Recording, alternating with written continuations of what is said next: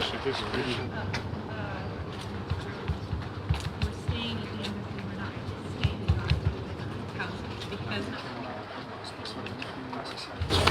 Hello, nice to meet you. Welcome. Good to see you. Good to see you. Yes, So good to see you. Nice to meet you. Thank you. Thank you so much. Nice to see you.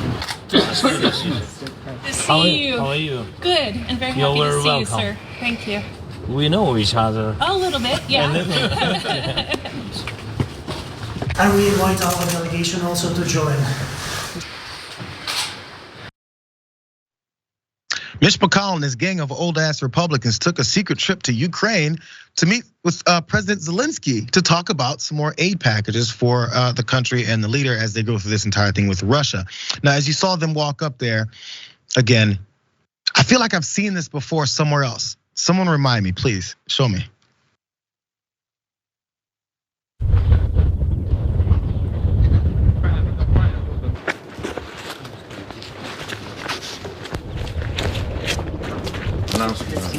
Nice to meet you. Thank you for coming. Pleasure to meet you. Pleasure to see you. There was Nancy Pelosi and her gang of old-ass Democrats showing up for the same type of thing. That was just a couple weeks before Mitch McConnell got an opportunity to do his own. It's the battle of photo ops between both leaders of both parties. Now, the reason why Mitch McConnell is doing this is because he's working against his own Republicans when they come to try to get this $40 billion worth of aid to Ukraine in this aid bill. So the growing number of GOP lawmakers and candidates and former President Donald Trump are hitting the effort to send billions of dollars, as I mentioned, to Ukraine as misguided, given domestic problems at home, as if they care. So that opposition was led by Rand Paul, as we also heard about. So let's listen to what he had to say last week when he stopped this whole bill from passing. My oath of office is to the US Constitution, not to any foreign nation. And no matter how sympathetic the cause, my oath of office is to the national security of the United States of America.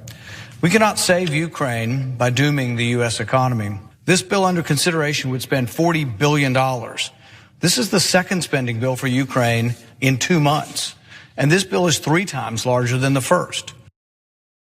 Kind of a direct shot at Mitch McConnell, considering he's working oddly with Chuck Schumer. Let's get some more details here, because the GOP leader argues that the United States for Ukraine as long as it takes, and that there's broad bipartisan support for helping them, despite 57 no votes in the House on the package, and Rand Paul, as you saw there, his unilateral delay of the legislation in the Senate.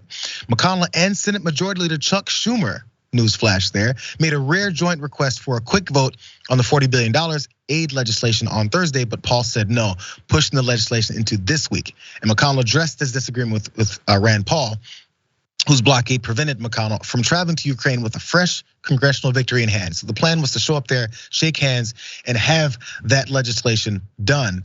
But now he's got to do it on the back end. More from this. This is what Mitch McConnell had to say about his disagreement with him. Well, it's no secret.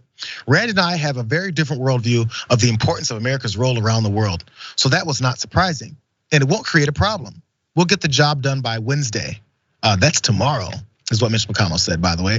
There's also varying degrees of support and pushback because you've got some Republicans that are trying to get into power and get into office, and they're also pushing back on Mitch McConnell. We'll have to read their quotes because who cares what they have to say, but it's the JD Vances of the world.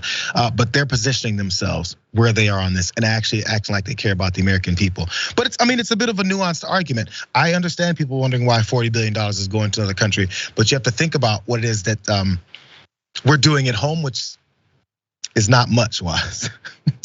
Yeah, it's funny the type of thing that sails through Congress and is able to get bipartisan support, right? And make no mistake about it, like this $40 billion, some of which will go directly to aid Ukraine, but a lion's share of it is just going to go to the defense contractor industry, and it's just welfare, bro. It's just a transfer of wealth to those already extremely rich defense contractor people and the members of their board. That's all this is. We're gonna give them money so they can send their weapons to Ukraine. That's it. That's the point of this. That's why it has bipartisan support. That's why Mitch McConnell will get off his butt to do a photo op all the way on the other side of the world in the Ukraine, because he is so dedicated to the financial powers of this country is diversified. It's like, I don't care if it's the financial sector, the defense sector, you name it. If you are a powerful corporate interest, Mitch McConnell will carry your water no matter what. And that's just all we're seeing right here.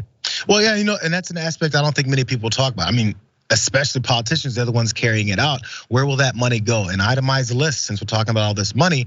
And again, I get the assistance part. We do that everywhere around the world. I understand all that. It's going to Raytheon, it's going to Boeing, it's going to, all of the defense contractor industries. Like, that's who it's going to directly, because they never stop getting fat off of government largesse, ever. It's sitting there and it's ready for the taking, and they're like, well, let's act like we care about, and the people pushing back, they could have a legitimate argument if they say something similar, but instead it's, we care about the people at home. And when that legislation comes up for the people at home, what do they give them? 2 fat middle fingers is what they give them.